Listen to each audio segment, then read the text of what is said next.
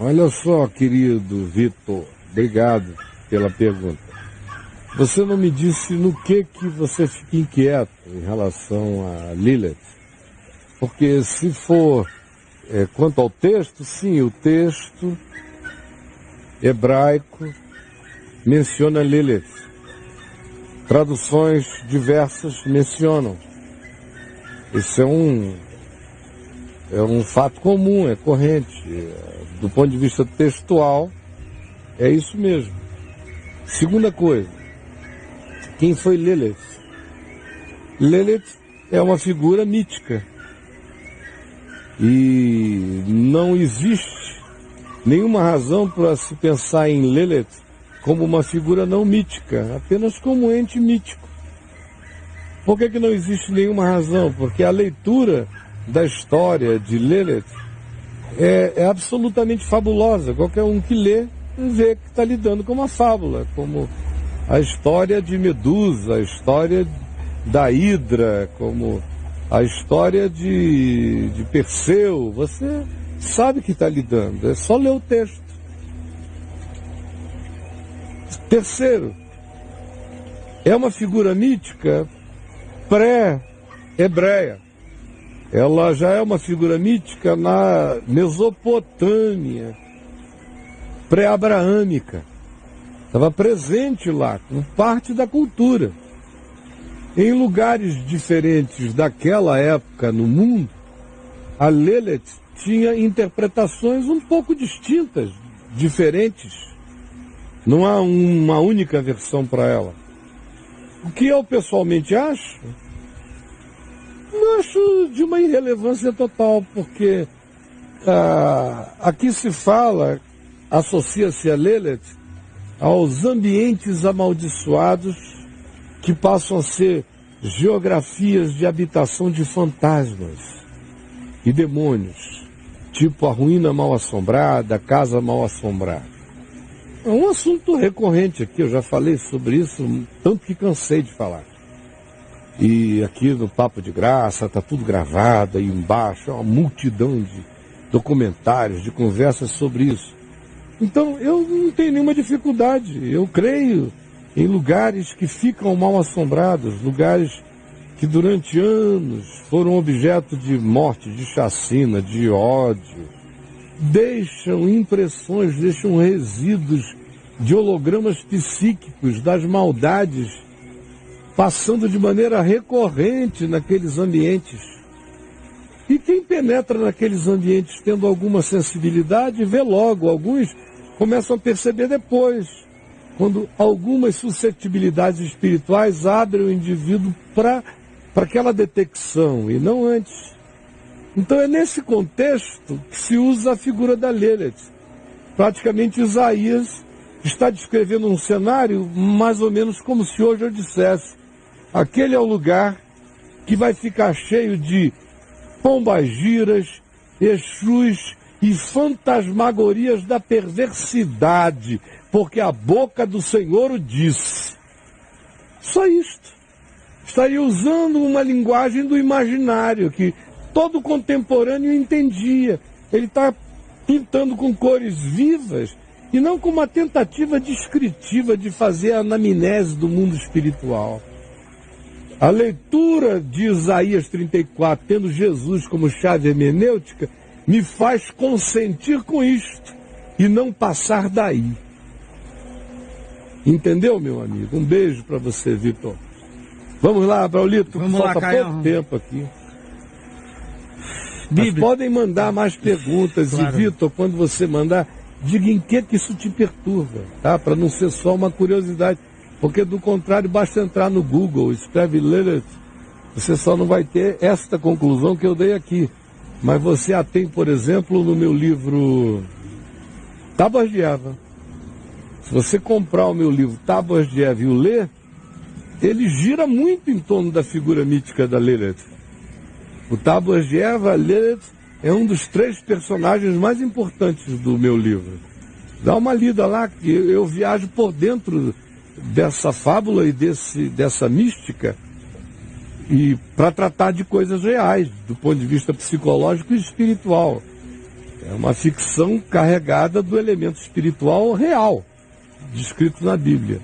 Chega lá, compra o Tábuas de Eva e você vai entender um pouco mais do que eu acabei de dizer aqui resumidamente. Pastor, eu li o seu intrigante livro As Tábuas de Eva.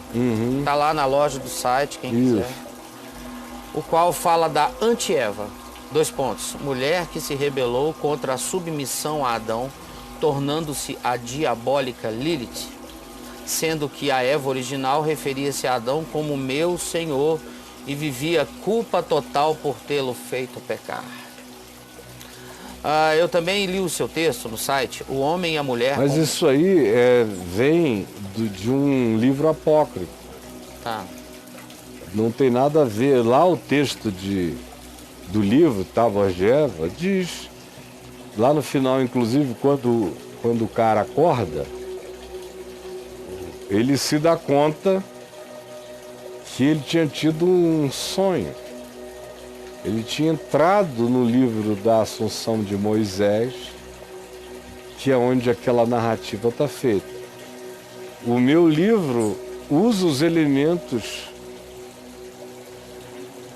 daquela narrativa, os mistura com a narrativa da minha construção ficcional e dentro delas eu coloquei os ensinos do Evangelho. Mas é uma obra de ficção. E a Lilith, por exemplo, que faz parte da cultura israelita, não é um personagem dessa grandeza toda na Escritura. Tem só uma menção sobre Lilith, sobre esse nome, em Isaías, quando diz que naquele lugar maldito, onde a Lilith bota os seus ovos, aquele lugar seria a habitação de demônios. E, obviamente, o texto de Isaías está fazendo uma construção mítica para ilustrar a maldição que recairia sobre uma sociedade que vivia completamente contra o princípio da vida.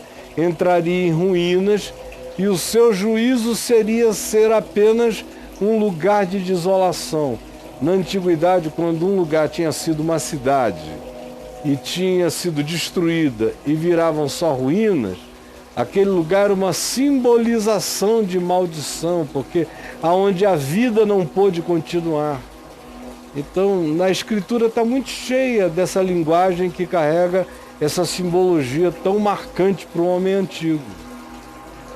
Mas não há nenhuma Lilith, a não ser aquelas de carne e osso, que a gente encontra por aí. Na época que eu escrevi o livro, muita gente veio me perguntar se era uma alusão a Pomba Gira. Eita! Essas coisas todas. Né?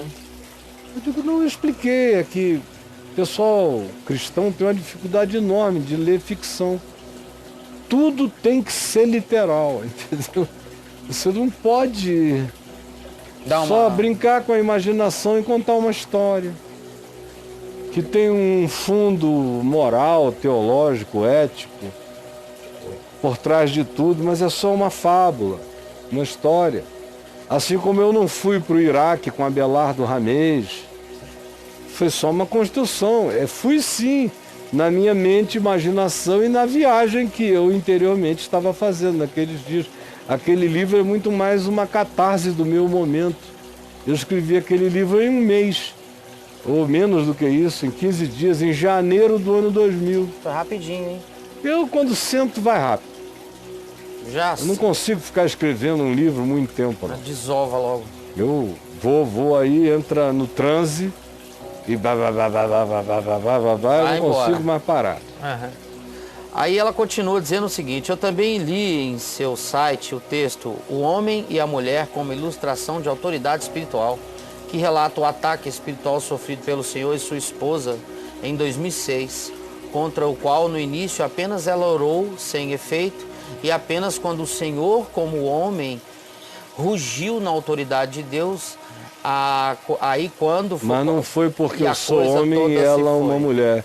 Eu sou um homem E ela, uma mulher... Não, não foi por isso. Foi só por causa do momento, porque, meu Deus, ela já me salvou de tanta coisa, já se levantou contra tanta coisa. Naquele dia, não foi porque eu sou o homem da casa. Eu posso ser o homem da casa, mas se eu estiver andando longe de Deus, o homem da casa é quem está andando com Deus, pode ser até o menino. É aquele homem da casa, no sentido antigo. Porque espiritualmente falando, não existe diferença entre homem nem mulher, entendeu? Está escrito, o pessoal não crê. Aí, o que Paulo está fazendo ali, quando ele diz que o homem é o cabeça da mulher, como Cristo é o cabeça da igreja, ele está fazendo uma aplicação do Evangelho eterno, que diz que o ideal em Cristo é que não haja nem homem nem mulher, seja assim na terra como é no céu, e no céu não há nem homem nem mulher, não há autoridade de um sobre o outro. O que deveria haver entre nós em família era isso, era bom senso, sabedoria, e não alguém mandando e outros todos obedecendo. Aqui na minha casa, por exemplo, não existe isso. Se eu sou a figura prevalente, é por causa da minha personalidade, experiência, conhecimentos, relacionamentos, seja lá o que for, mas não é porque eu sou um homem. Porque se a minha mulher fosse a pessoa que tivesse a história que eu tive, as relações que eu tive e tenho e tudo mais, e eu vivesse uma vida, tivesse vivido uma vida bem diferente da vida que eu vivi e tivesse uma outra personalidade, provavelmente quem fosse a figura mais proeminente do nosso conjunto familiar fosse ela. Agora, no interior da casa não tenho a menor dúvida, não tenho a menor dúvida que a figura mais presentemente interessante, alegre, bem-humorada para mim, para os nossos filhos, para os nossos netos, é ela. Então, eu ainda não sei o que você vai perguntar, mas sei o que você vai perguntar. Pode terminar. Mas eu já dei uma dica para você de que sei o que você vai perguntar. O senhor escreveu que não entende logicamente o fato de um homem ser o cabeça da mulher, sendo isso para ti um fato da fé reconhecido no mundo espiritual. Eu não acho que o homem é o cabeça da mulher. Eu creio que quem tem cabeça participa com bom senso e sabedoria de maneira equivalente. Não existe isso. O homem só é a cabeça de uma mulher sem cabeça. Agora, onde existe a cabeça da mulher e a cabeça do homem, tem que haver um bom senso comum, que se chama casamento. Que é saudável. É aí que se cresce, que se troca. Eu não creio nessa hierarquia.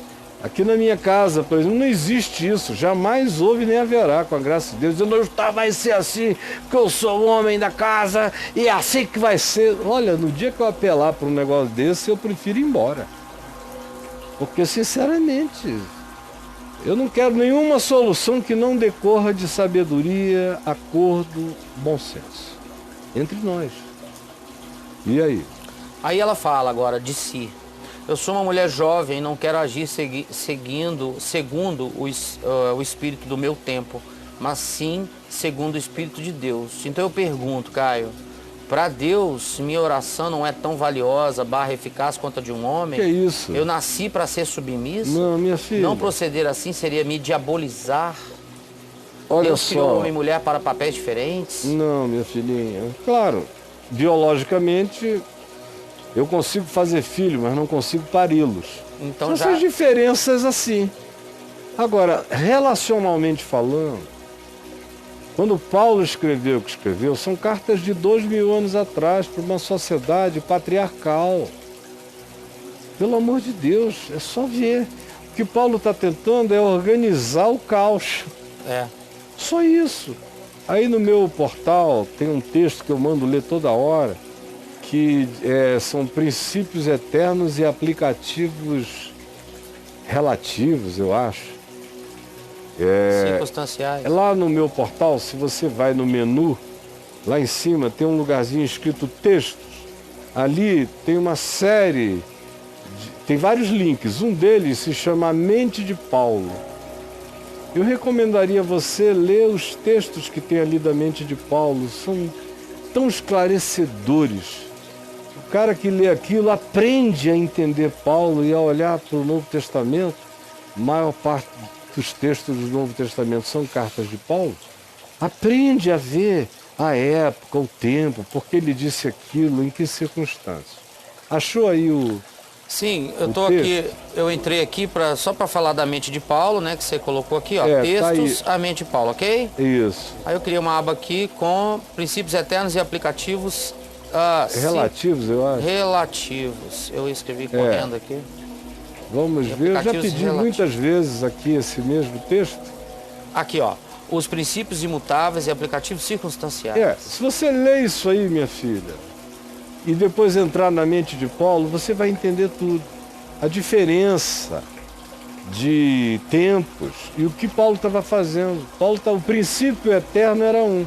Em Cristo não há nem homem nem mulher, assim como não há escravo e livre, assim como não há pretos e brancos, assim como não há judeus acima de todos. Não, não há judeu, nem grego, nem escravo, nem livre, não há sexismos, não há etnicismos, não há qualquer divisão. Paulo diz, escrevendo aos Efésios no capítulo 3, que Jesus veio para derrubar as barreiras de separação entre judeus e gentios, homem e mulher, entre classes sociais, classes econômicas. Quando o Evangelho de fato é compreendido, os muros caem.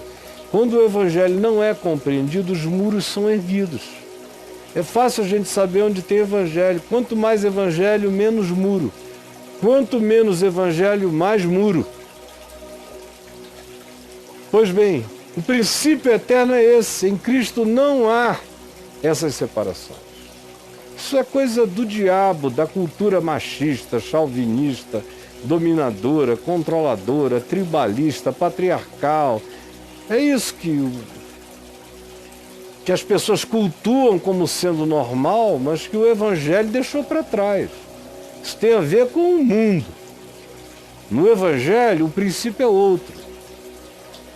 Ninguém é maior por ser homem, ninguém é menor por ser mulher. E tem que começar dentro da minha casa. O reino de Deus tem que chegar para a minha casa.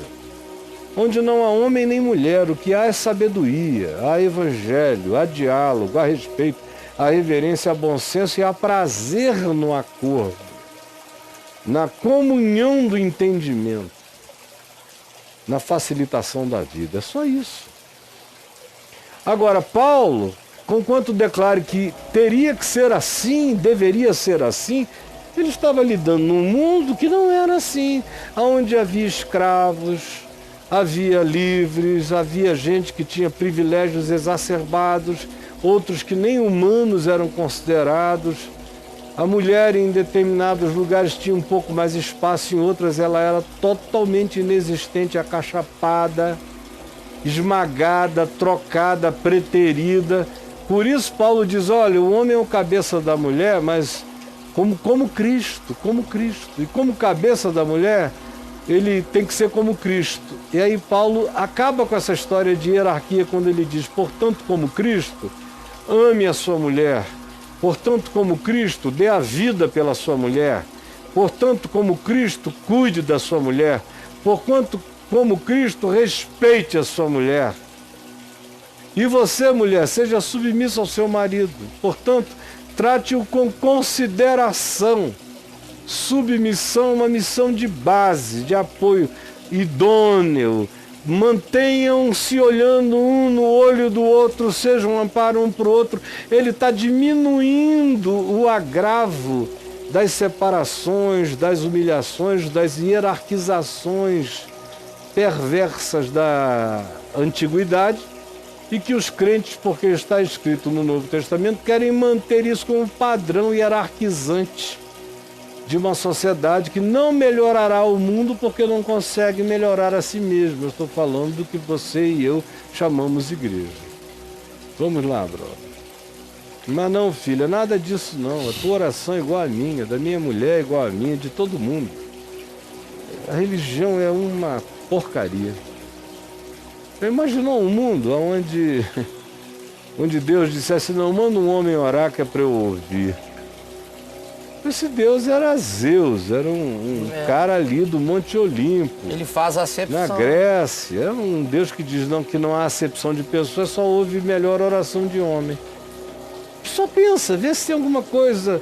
Olha, o Evangelho tem que ser lógico, não dá para vocês crerem em coisas antagônicas no mesmo Evangelho. Não dá. Se tem alguma coisa que não combina com outra, veja qual é o princípio mais libertador, e esse é o princípio mais elevado do Evangelho. O outro tem a ver com uma aplicação circunstancial, daquela hora e momento, mas que está ali para ser mudado, para ser crescido, para ser deixado como a lagosta deixa aquela concha apertada e se move para uma outra concha maior, porque a concha não cresce, mas a lagosta está viva e quer continuar crescendo.